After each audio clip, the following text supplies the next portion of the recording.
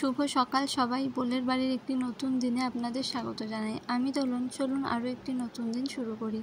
আশা করি আপনারা সকলেই ভালো আছেন, সুস্থ আছেন, আর আমি অনেক ভালো আছি।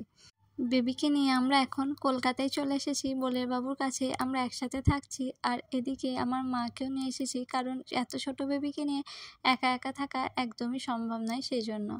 আর সকালবেলা বোলের বাবুকে রান্নাই করে দেওয়া হয়, কিন্তু আজকে যেহেতু ও অনেকটা সকালে বেরোবে, সেই জন্য আজকে আর ওকে রান্না করে দেওয়া হয়নি। সেই জন্য ওর জন্য চিড়ে একটুখানি ড্রাই ফ্রুট দিয়ে আর কলা দুধ দিয়ে মেখে দিচ্ছি, যাতে ও খেয়ে অফিস চলে যাবে। আর এখন যেহেতু ছোট বাচ্চা নিয়ে সকালবেলা ও টিফিন একদমই করে দিতে পারি না, আর ও বাইরেই খেয়ে নিতে হয় দুপুরবেলাটা, আবার রাত্রে এসেই রাত্রিবেলাটা ভাত খাওয়ার চেষ্টা করে। আর আমার সারাটা দিন এখন বেবিকে নিয়েই বেশি কাটে। মা সমস্ত দিকটা সামলে নেয়, আর রান্না বান্না সব কিছুই মা করে নেয়। আর এখন আমি বেবির সাথেই বেশিক্ষণ থাকি। আর এদিক আমার যেহেতু সি সেকশন হয়েছে, তাই অনেকটা রেস্ট নেওয়াটা আমার খুবই দরকার, আর আমি রেস্ট পেয়েও যাচ্ছি, আমাকে অতটা কাজ করতে হয় না। আর বেবির সাথে একটুখানি খেলা করা, বেবির এই ছোট ছোট আঙুল ধরে থাকা, এগুলো এক অন্য অনুভূতি, যেগুলো আমি খুব ভালোভাবে এখন উপভোগ করার চেষ্টা করি। বোলের বাবু যতক্ষণ বাড়িতে থাকে ও বেবির সাথে অনেকটা সময় কাটায়। আমি তো সারাদিন ওকে পাই, ও তো সারাদিন পায় না, অফিসে যায়, কিন্তু অফিস থেকে আসার পর আর যাওয়ার আগে ও সব সময়টা বেবিকে নিয়েই থাকে।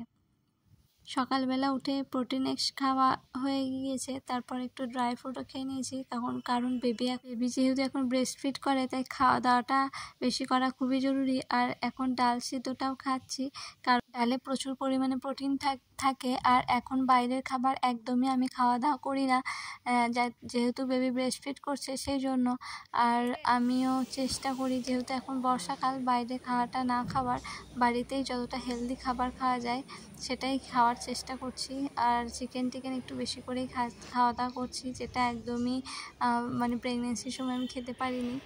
আর এখন বেবি আসার পর, মানে আমার আদি সোনা কে কলকাতা নিয়ে আসার পর রোজই বৃষ্টি হচ্ছে, এত বৃষ্টি যে ওর জামা কাপড়গুলো শুকাতে ভীষণ কষ্ট হচ্ছে। ওয়াশিং মেশিনে কেচে নেওয়ার পর না শুকোলে আবার আয়রন করে রাখতে হচ্ছে। আর এখন প্রচুর কাঁথা এসব লাগে, যেগুলো আমাদের প্রথম রেডি ছিল না, পরে এখানে আসার পর আবার নিজেই অনেকটা করেছি।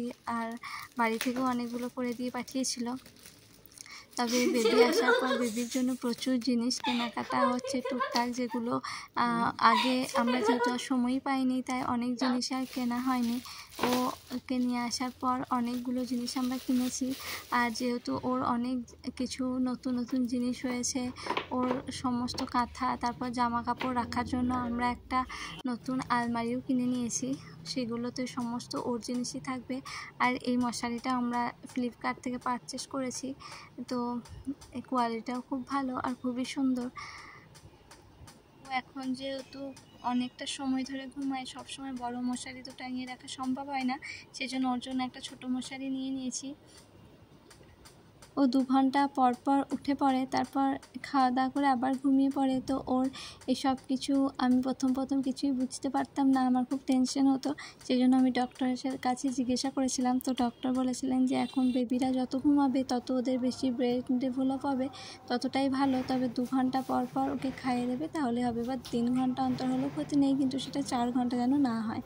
তবে আজকের ব্লগটা আমি এখানেই শেষ করে দিচ্ছি। দেখা হবে পরের ভিডিওতে। ততক্ষণে আপনারা ভালো থাকবেন, সুস্থ থাকবেন। আর আমার ভিডিও যদি ভালো লেগে থাকে, অবশ্যই চ্যানেলটিকে সাবস্ক্রাইব করে দেবেন। বাই।